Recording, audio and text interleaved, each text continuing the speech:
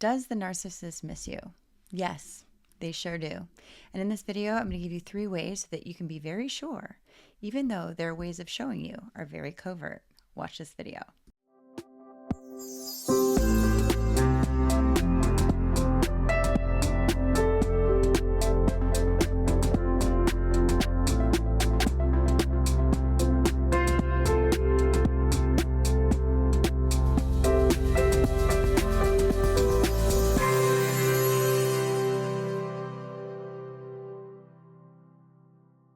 Hey guys, welcome to my channel. If you're new here, please click the little subscribe button and the bell to receive notifications when I release new videos. And if you've been with me for a while, thank you so much and welcome back. If you're new here, I'm Candace Vandell. I've been working as a spiritual coach for the last 12 years. I also run my membership program called The Truth Room with 3 different levels: access to my online courses, access to me, and access to my hot seat coaching. I also do one-on-one coaching and groups called Inner Work. So let's dive into this topic.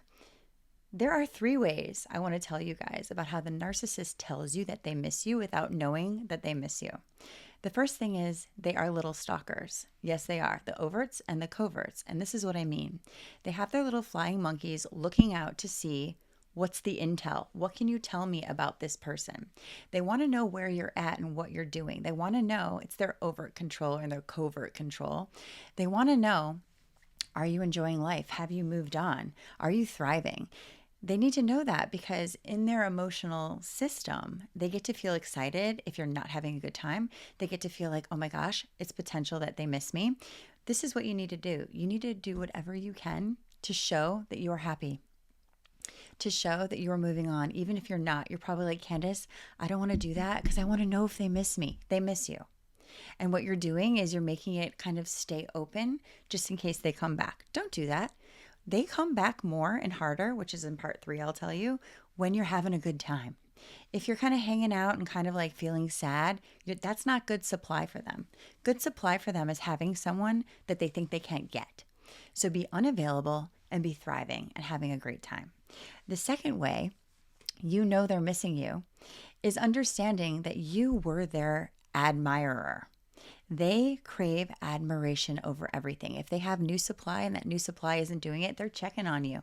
So really just think about how you made them feel. They are having that example on loop all the time. And you'll know that because you'll see their new relationship and you'll think, oh my gosh, are they giving that new person what I didn't get? Did they change? No, none of that. They want to look like they're thriving and having a great time so that you are the one pining after them. So what you have to know is, yes, they are absolutely looking for that admiration. So this is something you have to understand is it's not that they miss you. They miss the admiration. And number 3, hoovering. You will not hear from them forever and you'll be out there thriving and looking like you have a great life or maybe having a great life. And then you'll get that random text. That's hoovering. It's not because they're interested in missing you. They're interested in missing the admiration. So they're checking in to see if you're still available to be some kind of supply. Are you interested in them texting you? Are you texting back right away? Are you ignoring them? What are you doing?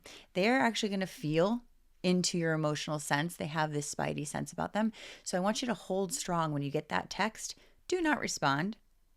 Take days and days. They'll write again. Did you not get my message? Oh, sorry, I was busy. I know many of you are watching this video and being like, I can't do that. How do I do that? I really want them back though. I'm really missing them because you're probably still in withdrawal. Anytime you end a relationship with a narcissistic person, you're going to feel withdrawal because you miss that attachment that is love bombing and devaluing and earning love and getting them back and getting them to love you in the way that they never can. And you always wish that they will. So really understanding these 3 steps, right? The first thing is it is covert control. They have little people out there checking you out. They're stalking your social media. If they don't have social media, they actually have friends stalking them for you. I can tell you that has happened to me where I'm like, oh, it's safe. They don't have social media. And then months and months later, I find out that one of their exes is stalking me. Oh yeah, they reach out to anyone to be their flying monkey because that ex is probably still weirdly addicted to this person. So even if you think they're not, they absolutely are. So you might want to block anyone they know because I can guarantee somebody is checking you out for them. They actually have a name for it. They call it intel. Give me the intel. What's her intel? I swear to gosh, I have seen this multiple times. It is real. So they are absolutely checking you out. They absolutely miss you, but they don't miss you because they love you. They miss you because of how you made them feel. And they have a really hard time feeling that way without someone being that mirror, without someone giving of their self, giving of their own emotional autonomy to them. And let's be honest, if you were with them for a while, you learn to give up a lot of your own emotional autonomy to make them feel good, to get the validation from them. You went against your own boundaries, your own discernment at times, and your own desires at times, and you compromised to get that love that's not actually ever really love. So that's the first thing you need to really understand, right? And the second thing I mentioned is, yes, they do miss the admiration, and they do miss you when they have new supply and the new supply isn't measuring up. They're thinking about you, and they're thinking about the times you made them feel like king of the mountain or queen of the hill. So just know it's not you that they miss. It's not you that they're stalking. It's what you made them feel. They can't feel this on their own. They have a void sense of self. It is a false self. And because of you and your big heart, you gave them a taste of what it felt like to be loved, even though they can't love themselves. And the last thing I want to go over again is hoovering. They will, at some point, when their supply has run out, check in on you.